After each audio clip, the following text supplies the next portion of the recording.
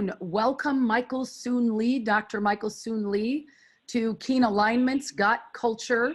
And this is in our change your mind about how you think about culture and transforming culture from the inside out. And this is the Got Culture module.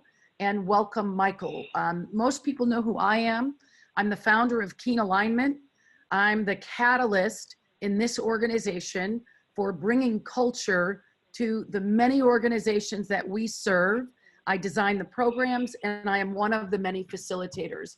And Michael, would you please like to do an introduction for yourself? Well, thank you, Maji.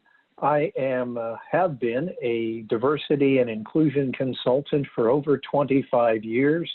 I have spoken over 1,000 times around the world on culture and inclusion to companies like Coca-Cola and Chevron and General Motors and people like that.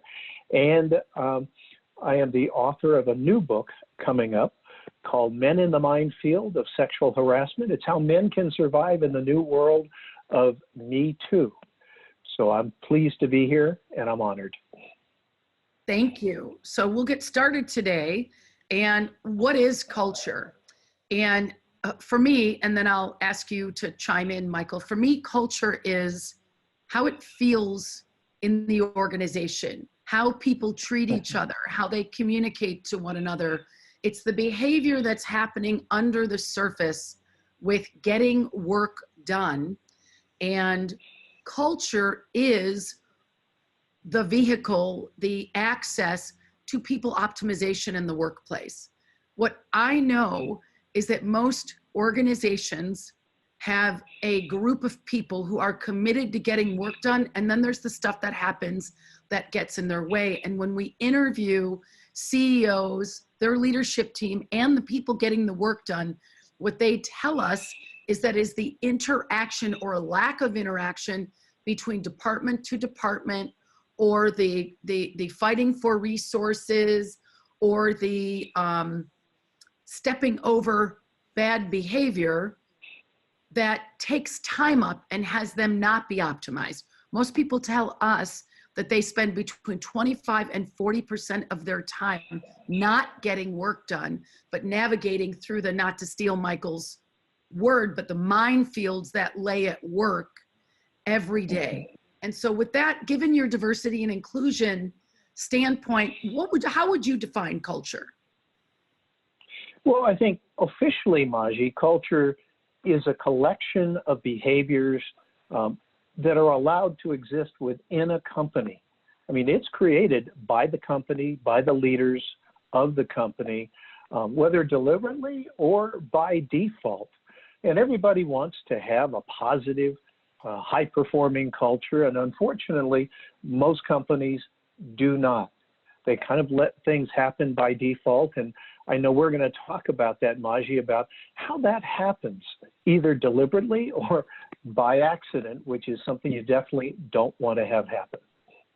Great. So when we look at the employee life cycle, we look at hiring, onboarding, managing, developing, and career pathing in or out of the organization. The entire employment life cycle is in place to optimize people, to help people achieve their goals at work. And often it happens unintentionally. Like, yes, there's a hiring process and there's an onboarding, but in most cases where the organization is experiencing a destructive culture or a non-high performance culture or a frustrated culture, it's because the life cycle of the employee is disjointed with the business strategy and the values. And what our promise is when we go into companies, we align. That's why the name of the company is Keen Alignment.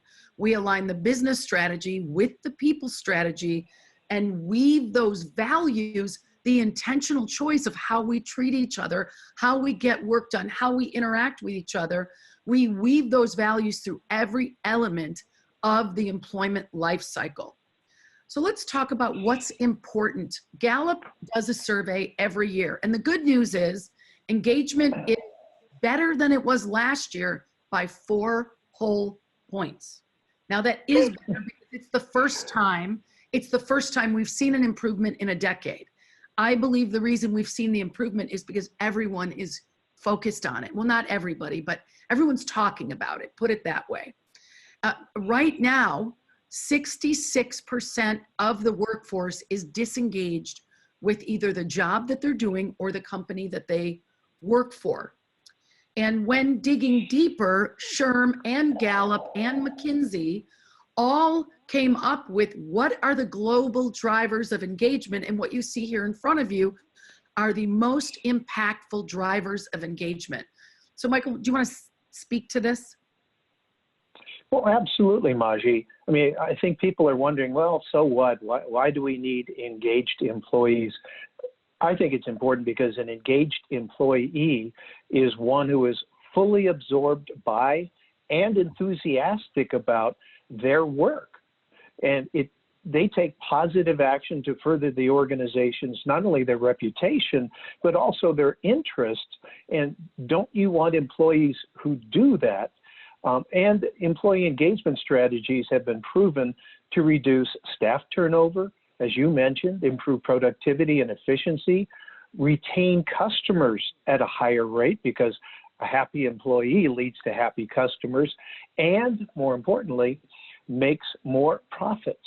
Most importantly, engaged employees are happier, both at work and at home, and happy employees are productive employees who not only are happier, but they also stay longer. And that's important, isn't it, Maji? Yes. And so what drives people, the levers or the switch for I am engaged, I'm not engaged, come from trusting leadership. Now it says seniors. Some people say, do you mean retirees? No, trusting the senior leadership. Do they honor their word? Do they do what they say? Work and life navigation. It used to be balanced, but the truth is there are some weeks you're pulling an 80-hour week, and there's other weeks maybe you can get away with a 40-hour week or a 20-hour week. But what's really important to people is this integration and this navigation between work, life, and sometimes both. And people want a good future, whether it's getting promoted with your organization or knowing they're building their tool belt for the future. People need to see and envision that whatever they're doing now will help them get to where they want to go. They need to know that your company cares about safety, not just safety from having a machine break down and harm somebody, but safety in terms of bullying or the Me Too movement. You know, people can feel that they can go to work and not be perpetrated or bullied or attacked in the parking lot or have their things stolen out of their desk. People also used to be, Maslow, you know, the highest level of fulfillment comes when you're self-actualized. And maybe that'll happen, you know, when you're 60 or 50 or you've achieved your whole career. Well, not anymore. People want to be self-actualized at work now. And our millennial population, they want to take a job that is going to have them feel self-actualized moment by moment by moment by moment. Even if the work isn't always fun, it needs to tap into their innate passion. They also need respect. Globally, people want to be respected. Kind of makes sense. They want recognition, but not just at a boy or at a girl, but recognition in terms of what lights them up, what turns them on. You know, it's about tuning in, helping people tune into what makes them happy, helping people get turned on by what you do in the organization, and then recognizing them so that in a way they want to be recognized so that they stay the course, so they feel like they're valuable. And then there's connection to the mission and vision. You can link many of these with a connection to the mission and vision. I work with a couple organizations, and at one point, before we started working with them, they made fire hydrants, or another company made plumbing pipe. After we worked with them, or another company made clean water. After we worked with them, they created missions like a clean world for everyone, or safe water, healthy and safe drinking water for the world. Or a tech company we worked with, their mission that they created with their team was to unlock the collective genius of the world. That was a tech company. So people need to feel and see themselves inside of the mission and vision. Also, they need to feel like the customer service efforts, however your company is retaining employees and delivering high quality service, they want to know about that. They want to be connected. And actually, we have a culture survey that we use. And one of the main indicators that you might have a problem with your culture is when your team members, your employees, do not understand the use case or the experience of the end user using your product. That disconnect between employee experience and customer experience is profound. And they've mastered it in the high-end hospitality and retail industries, but they haven't necessarily mastered it in corporate. And then of course, diversity and bringing in a variety of people with a variety of philosophies from a variety of backgrounds, a variety of communication styles, so we can get the collective genius, as my wonderful customer in Silicon Valley talks about, so we can unlock that. And then they want to know they're trained to do their job. They want to know that you care, that after they're hired, that you want them to succeed. And then of course, inclusion. People want to go to work. They want to feel self-actualized. They want to feel fulfilled. They want to feel they're connecting, and they want to be included. Maybe not in everything, but included in the things that they could bring contribution. So let's talk about. I agree. Let's talk about what. I agree with all that, Maji. And so talk about the cultural roadmap of how do we get to that culture? How do we create a culture that is actually high performing and inclusive? Yes, and so this culture roadmap is available on our website for a free download. If you're confused and don't know where to find it, you can send an email to the info@KeenAlignment and we'll send it. But the first step is really identifying where you're going. Where is your business headed? What are the goals? Once you identify that, second is to identify the role of culture. Why do we even need culture to get where we're going? People like Satya Nadella, who is the CEO of Microsoft, who has undertook a major cultural transformation. He can tell you why he believes culture is important. Tony Zappos, Delivering Happiness of Zappos. Tony Hsieh of Zappos can tell you why he believes culture is important. But ultimately, as Michael said, culture is the behavior that operates in the background of the organization and often in the foreground. But if we know where we want to go and we identify the role of culture, then we can remove those constraints of poor behavior, frustrations, fears, and even at times hopelessness that we can't accomplish what we want to accomplish. We can be people who remove the negativity, rein it in so that we can move forward with flow. So Michael, why don't you talk a little bit about vision and values and behaviors, since that's really where we started this talk. Yeah, it absolutely is. And I think it's important for companies to really have a clear vision of where they want to go, and for that vision to be communicated and embraced by the entire company.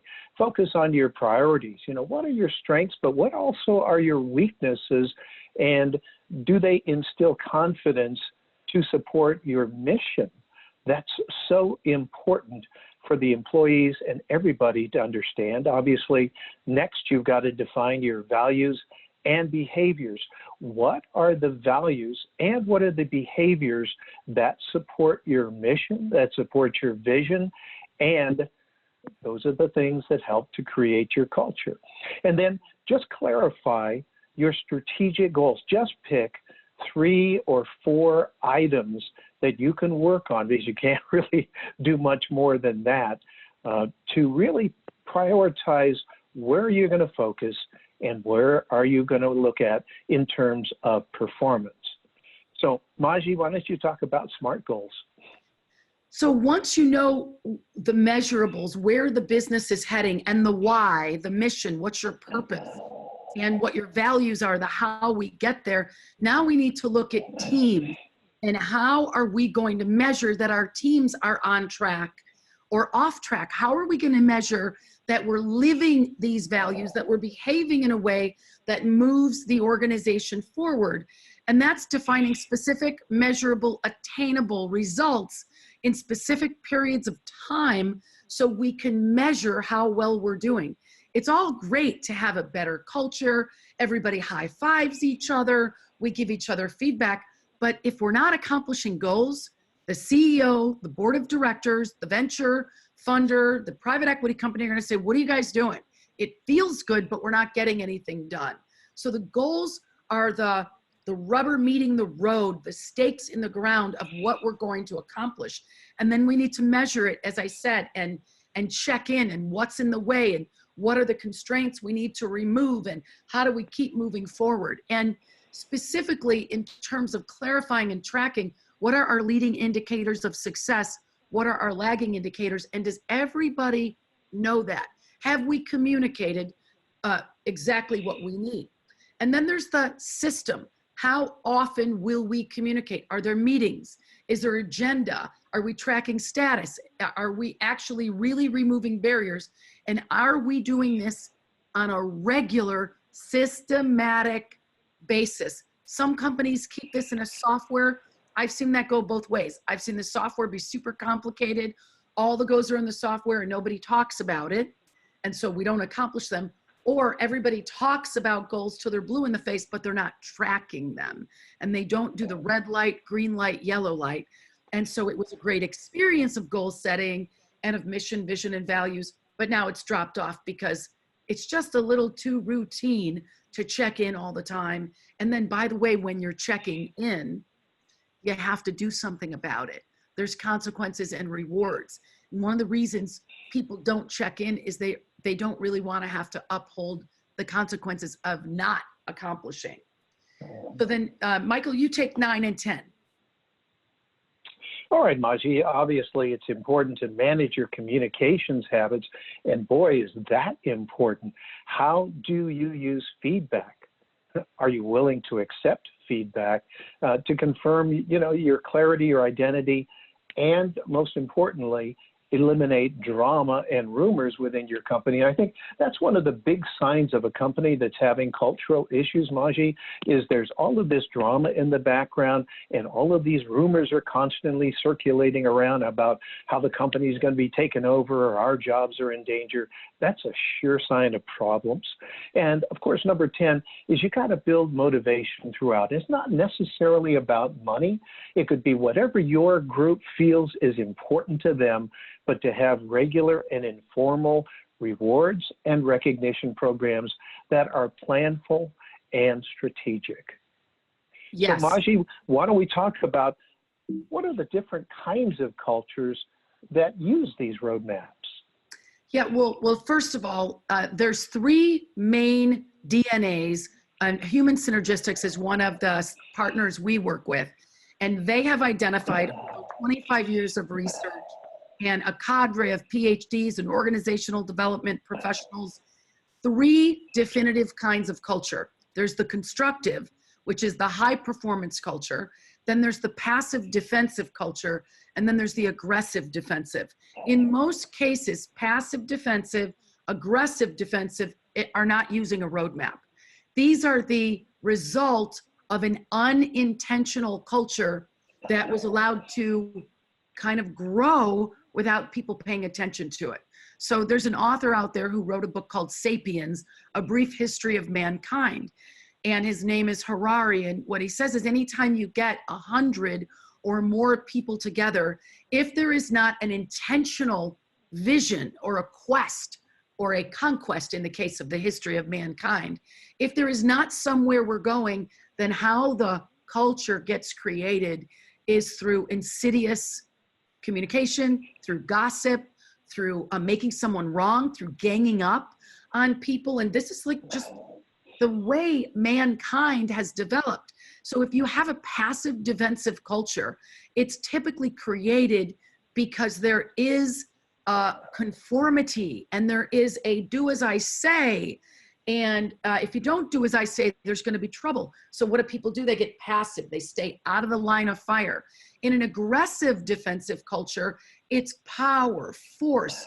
We're going to get this done. We're going to kill it. We're going to blow this thing up.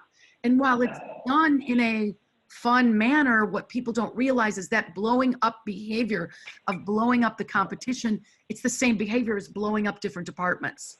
And so what we all are hoping for is an environment where people are encouraged to be their best self and do the work that's needed so we can all achieve our goals, so that we can all feel self-actualized, so that we feel like we're working with other human beings, and then we're in a collective or cooperative, collaborative environment. So let's dig deeper into these styles. So a humanistic, encouraging style, affiliative, high achievement, and self-actualizing. Well, we've talked a lot about self-actualizing. It's, I believe my highest good is being done in this job. Achievement, I know it's expected, and I am unleashed and free to go accomplish it. And by the way, I feel highly empowered. Michael, why don't you take affiliative and encouraging, and we can talk a little bit about how diversity and inclusion. Well, I think affiliative, Maji, is really what it's all about, because people want to feel like they belong and are contributing. I think achievement, we all want to be recognized for our achievements, and we also want to learn more so that we can achieve more. And of course, self-actualizing is just really being accepted and contributing to the organization. I think all of us want a constructive culture. The problem is, I don't think most cultures, unfortunately, are constructive because they're not planfully designed. We just let the culture develop as it is. And we all say, well, we'd like a better culture and we're working on it. Unfortunately, very few companies have a plan to get there. Yeah, and the other so thing. Why don't we talk about the other? Well, I want go to ahead, I want to say something about that, and why cultural initiatives fail is often you do not have the buy-in of the senior most executive, and it's given to one person or maybe two. What's needed is 3 leaders: the head of people, the head of the business, and a committed executive. Because what happens is, after you do your initial kickoff and you do some of your nurturing, then it's got to live on. And so you need a progressive, repetitive discipline of shaping that culture, because in the absence of action, what happens is it takes on a life of its own. And every time we step over things that aren't working, basically we're telling the culture, this is okay, keep doing it.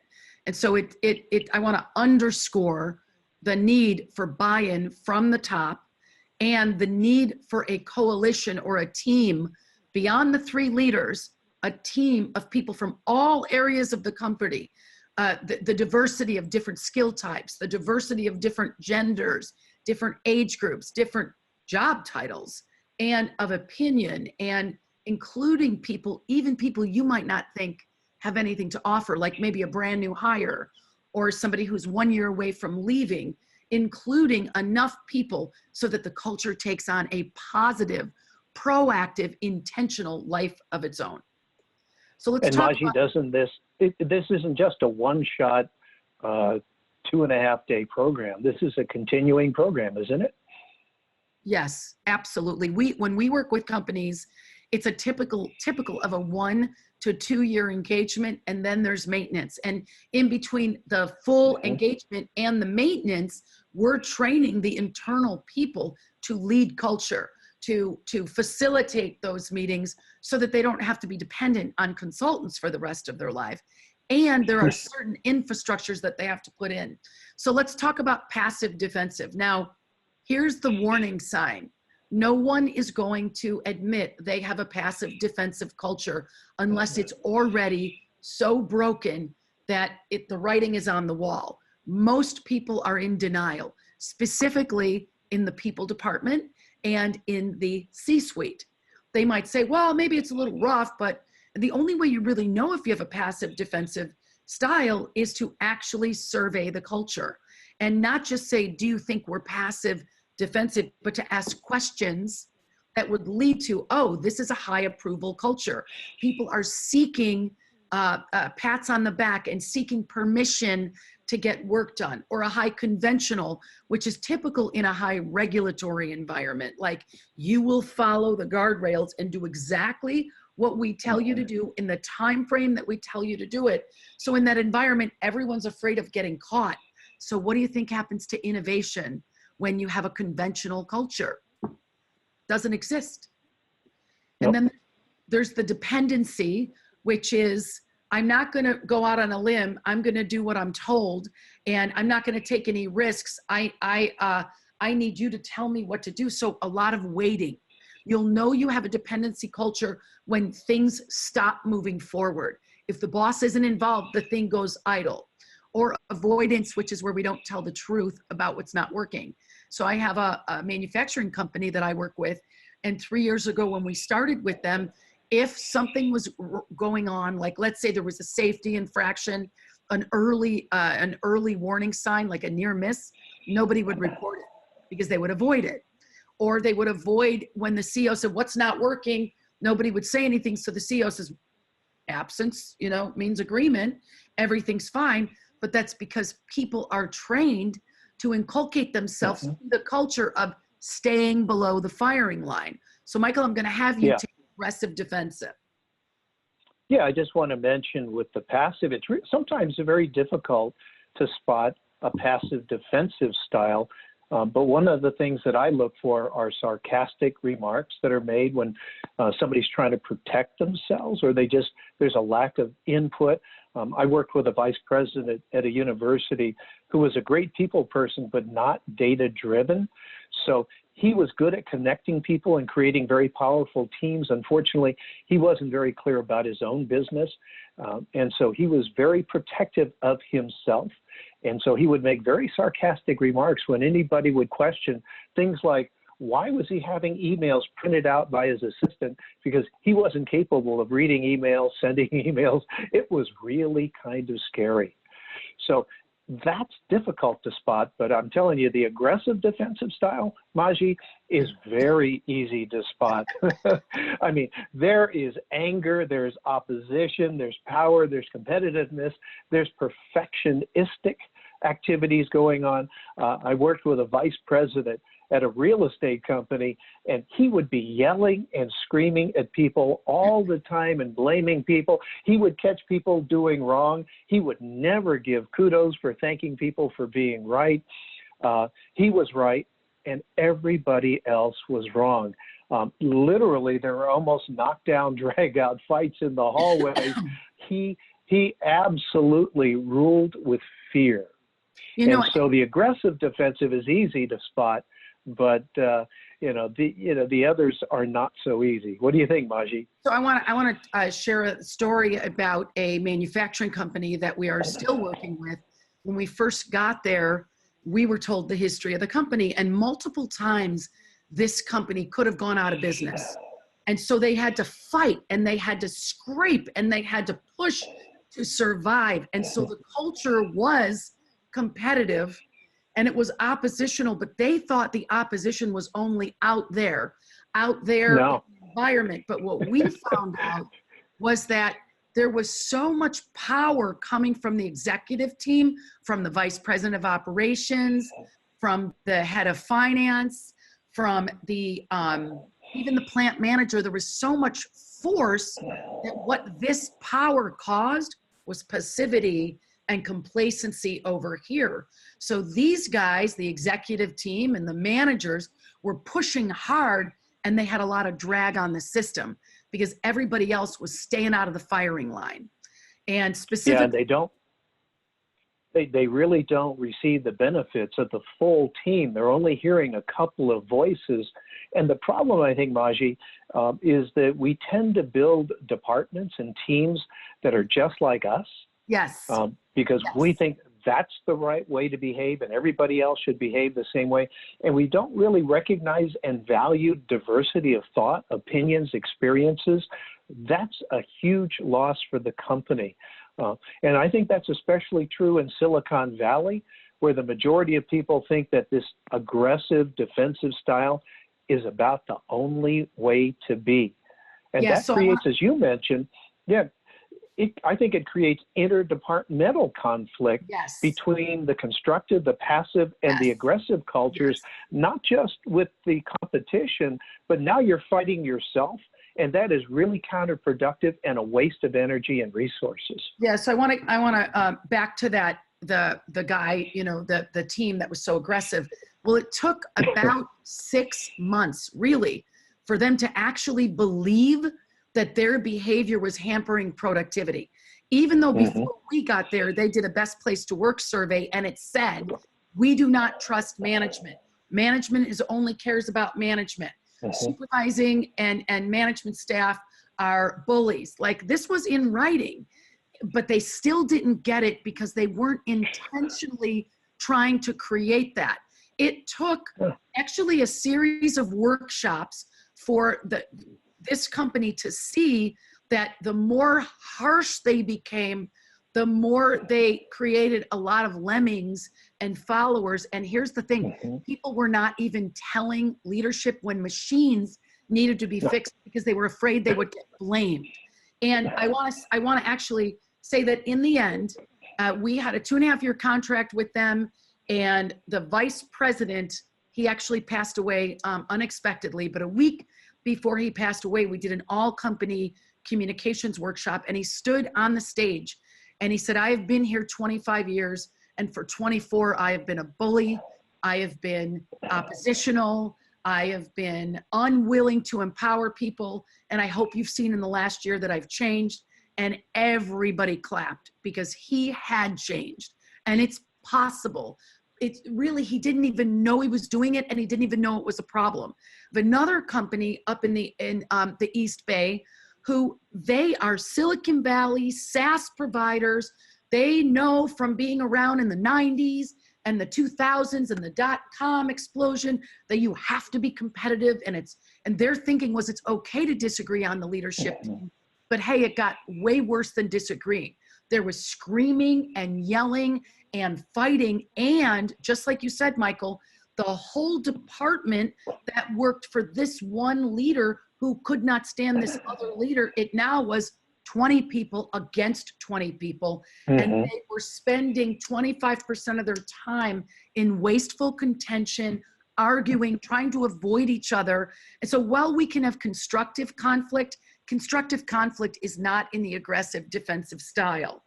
So here's what happened. I think it's important, Maji, to recognize that I've worked in so many companies that had so many silos. It was such a waste of energy. And I think people always say that they want a constructive culture, but when you do an assessment, I think you'll find out this is usually not the case. And in our live 2.5-hour program, attendees are going to be able to assess their own organizational culture that they've created. And I think it's usually quite eye-opening, isn't it? Yeah, so what happens is one of the first things we do with organizations when we're invited in is part of our first program is we have everyone identify what's the ideal culture. Now, when you're asking people to be honest, they all want to work in a high-achieving company. They want to feel like they're self-actualized, like they treat each other like humans. And in this case, this client didn't think affiliated would be very good, but instead they thought oppositional would be very good. Now they've learned over time that no, that's not good, but this is what they said their ideal culture. They were shocked when we surveyed 80 people and they found out that they're not at all operating in their ideal, that really what they have is a lot of complacency and a lot of power and force.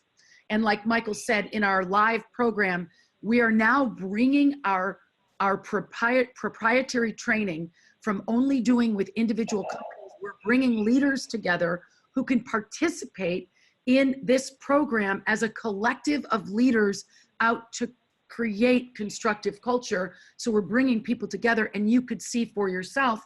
You do ideal culture surveys with a few of your people, you do current operating culture, and you start to see the gap. And by the way, this data turns into money, because when you have people operating in the passive defensive or aggressive defensive, it's costing your company anywhere from 4 to 10 points off of your net profit, because people are not optimized, they're not utilized. So how culture is supposed to work is you have this assumptions and these espoused values. This is who we are. And then you have your mission and your philosophy and your goals and your strategy. And then we hope everybody's producing and the group is successful and everybody's healthy. But how it actually works is we've got pieces in the middle that link the philosophy and the end result, and that's how people work together. That's how the job is done. That's interdepartmental and intra-departmental communications. That's understanding the customer focus. And so these structures, these systems, these technology and skills, these are the levers for change and also the causal factors that disconnect who we say we are, what we say we're about, and what we want to accomplish. And it's basically the go-between between who we wish we were and how we really operate. And it's everything from how our jobs are designed to how we manage people, to how we onboard people, and how we interact with each other, how we hold each other accountable. It's that infrastructure and that human system piece. And that's the missing link that most other people never deal with. It's the organizational development piece that says what's missing and what's in the way, and let's fix it. Anything for you on this, Michael? No, I think you've covered it, Maji. I mean, it's so important that we understand about why culture matters. And it's, you know, culture is so important. It's one in which we encourage and collaborate and connect with others. And I think that's the secret sauce. I mean, using your entire team, not just a few people who are outspoken, but I find it's the people that are the quietest, who are most thoughtful, that have some of the best ideas and solutions to the difficult problems of today. So let's continue on why culture matters. Yeah, so constructive culture, in the survey that we do, the constructive culture, in a constructive culture, people report their intention to stay as high. Actually, it's 80% and above for constructive cultures. People report that teamwork is healthy and that it works. Quality, meaning quality control of whatever your product is that you're making, is higher when people care and when people care about each other. Adaptability, flexibility, agility is higher in constructive cultures, because in constructive cultures, it's safe to fail. It's safe to say, man, these changes, they're scaring me. I need help. Also, in a constructive culture, there's a lot of dollars spent on teaching people how to be resilient, how to communicate, how to take extreme ownership, how to not feel like a victim, and on the same side, leadership training so that we don't have people blamed and shamed when they're doing something wrong. So people report higher levels of satisfaction, lower turnover rates, and lower stress.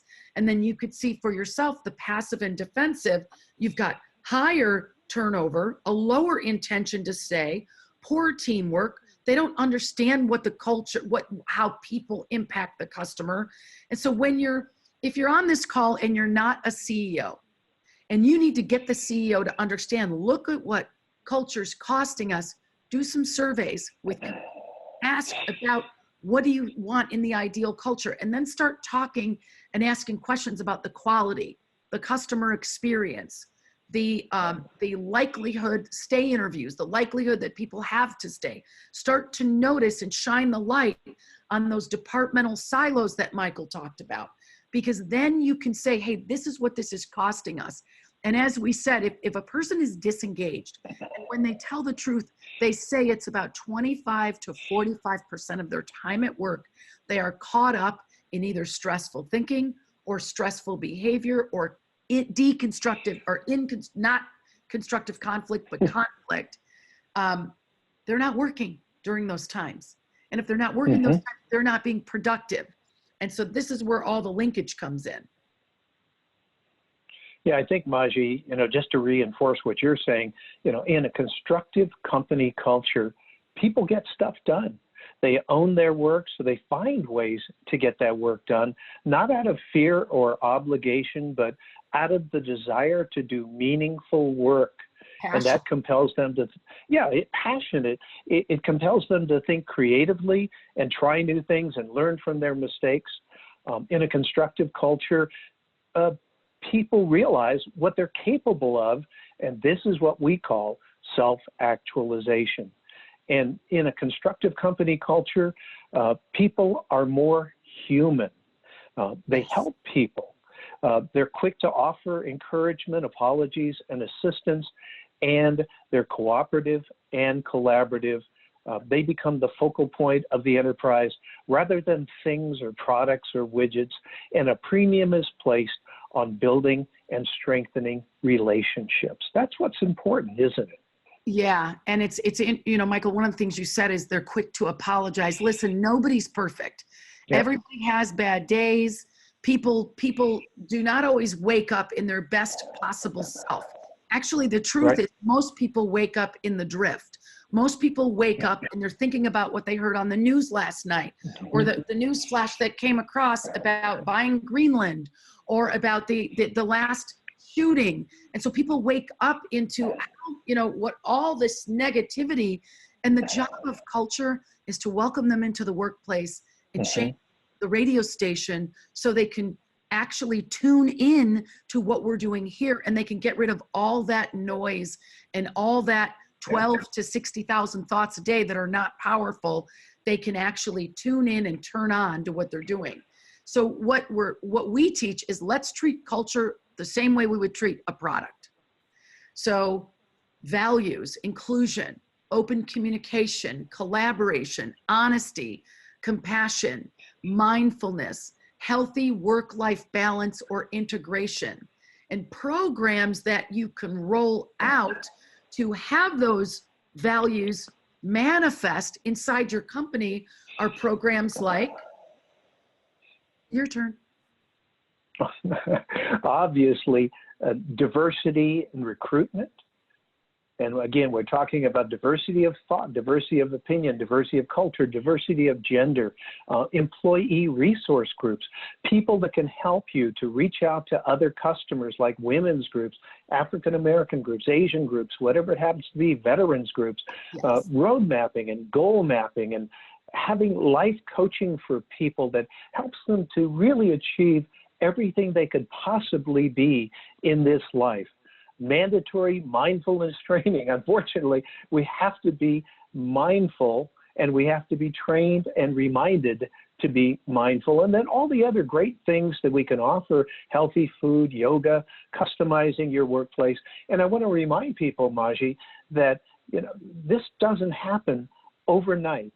It takes years of careful craftsmanship, designing, implementation, but it does enable companies to move forward much more quickly. This is not just fluff. This helps companies move more quickly towards their mission and their business objectives. If a company is like a machine, then culture is like the grease that keeps it running smoothly. And that's the importance of this cultural training that we do.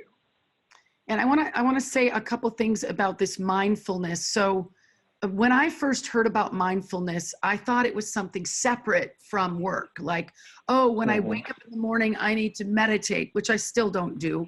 I prefer to move my body and connect that way. But here's what we now know, what neuroscience teaches us about mindfulness is, if you practice training your brain and focusing 5 minutes a day, 10 minutes a day, there's apps everywhere, Calm app, mindfulness app, thinking app. It allows you to focus more fluidly at work. It allows you to stay on track at work. Life coaching. Why would a company need to invest in helping someone deal with their aging parents or their young children? Well, here's the thing. When we bring our natural behaviors to work, especially when we're in a low behavioral pattern or a low mood, we may not be our best self. We may not treat other people the way other people want to be treated. We may follow a negative neural pathway and leave lots of carnage. But if we coach people on being their best self, they will do a better job at work because they'll be more equipped. And I'm talking coaching on things like resiliency, coaching on things like taking extreme ownership and being courageous, finding your voice, stepping out on the skinny branches. We can't just point at people and say, our value is empowerment, so therefore you're empowered.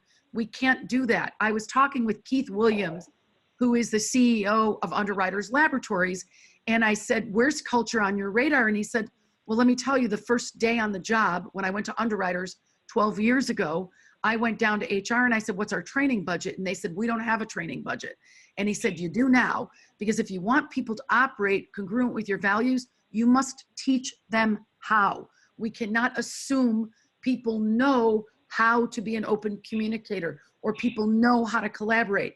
We are hiring human beings and they come with their whole package of how they've been trained to be by other bosses, by their parents, by their professors, and now we get them. And we have to teach people how to be and how to operate with those values. So I want to talk a little bit about keen alignment approach. And our first step, once a company goes from complacency, in other words, they don't even know they have a culture issue and they think everything's great, then they're curious and they start inquiring. The first thing we do is data collection. We do the surveys that Michael and I have been talking about a few screens back. Once we realize what's ideal and what's actual for them, we bring the executive team, anywhere from 7 to 22 people together, to really talk about what's so and what they want to do about it.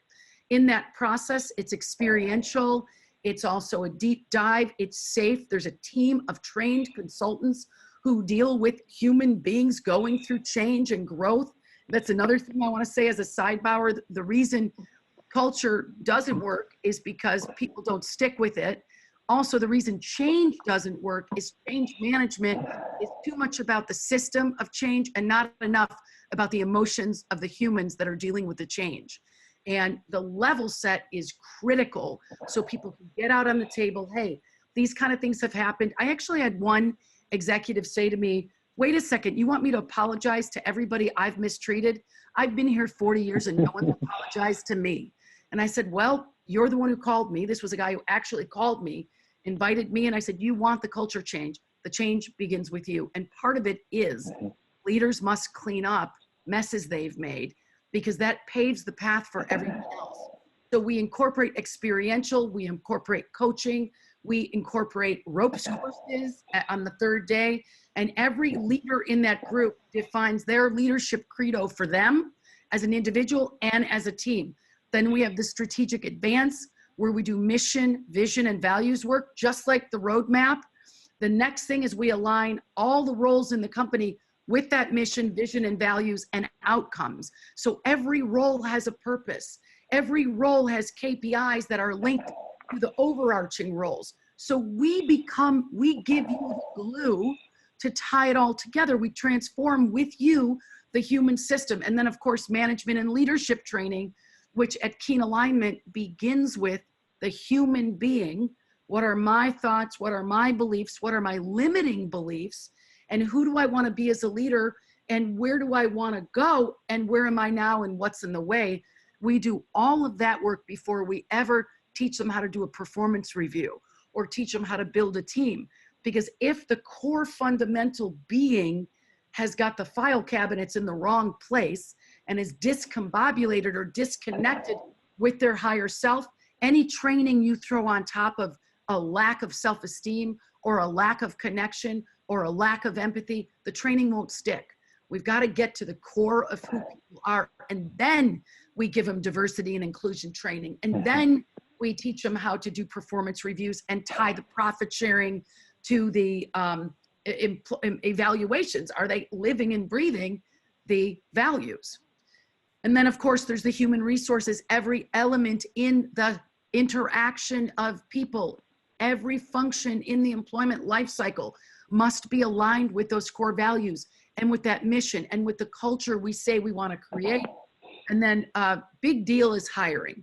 If we do not bring in the right people into our organization who want the same things that we want, then we spend a lot of time and money trying to change them. And that's not what they signed up for. They signed up to do a job. But in a conscious hiring process, you bring people into the values, you interview for those values, You coach for those values, even in the onboarding process. Anything for you, Michael, here? Well, I just want to say, when I have seen this program and participated in it, Maji, it is life-changing for the people that attend, not only in terms of work, but in terms of their own personal lives.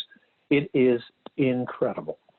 Yeah, and I would say, Michael, I'm so glad you mentioned that. The references that we have, we get recommendations from the C-suite, always the C-suite, from the HR people, the people, and from learning and development, if the company has learning and development. But then it's all levels, from the brand new millennial program developer to a coder who's been there 20 years to a welder who's working in the plant. At all levels, these people are telling us they are better husbands, better wives, better parents, and of course, better employees and better leaders. So the level set is really about clarifying what is the purpose of leadership and teaching people how to respond to upset, stress, pressure, disappointments. That happens at work daily, and nobody's coaching people how to deal with that. Well, we do that. We also do a lot of truth telling and identifying the constraints in the organization without any blame, just really articulating what is in the way, not who's in the way, but what's in the way. And people learn to dismantle upsets and complete the past.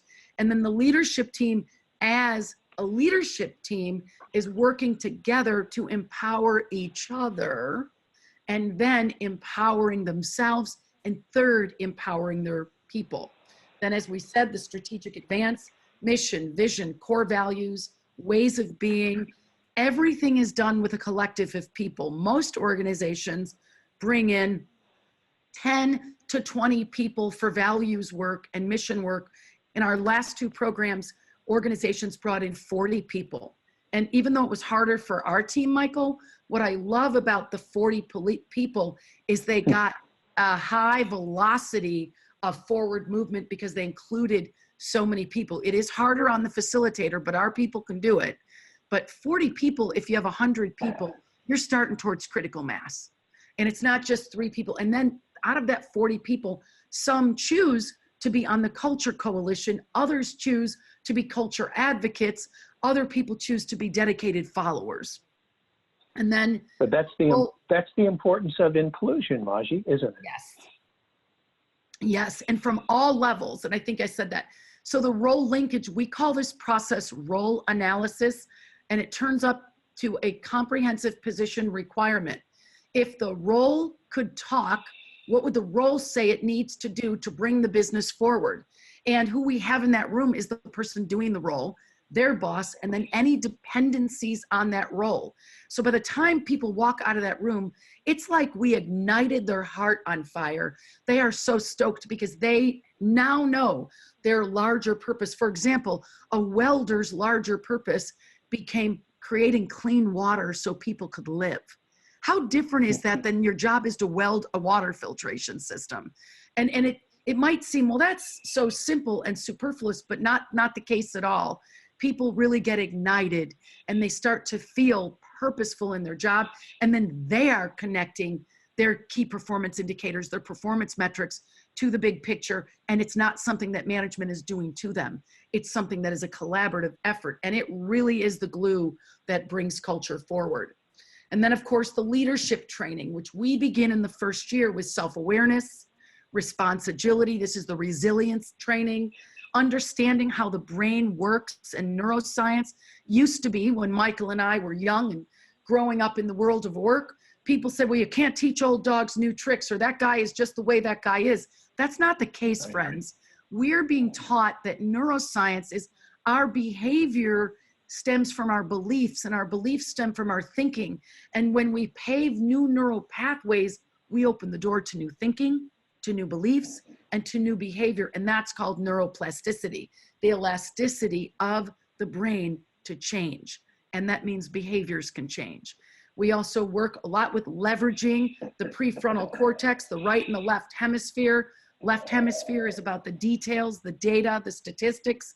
Right hemisphere is about the people, collaboration, empathy, seeing the whole. There are some people who lean right, there are some people who lean left. We're training executives to integrate both. You wouldn't fly an airplane with one engine, so why would you, on purpose, so why would you fly your own airplane only using half of your executive brain? And then there's personal accountability, extreme ownership, we call it, and then whole systems thinking, the ability to see the people in the company, the work that has to get done, and how they both work together. Again, lots of people will focus on the task, other people will focus on the people, and those two need to connect themselves. They need to be on the same page.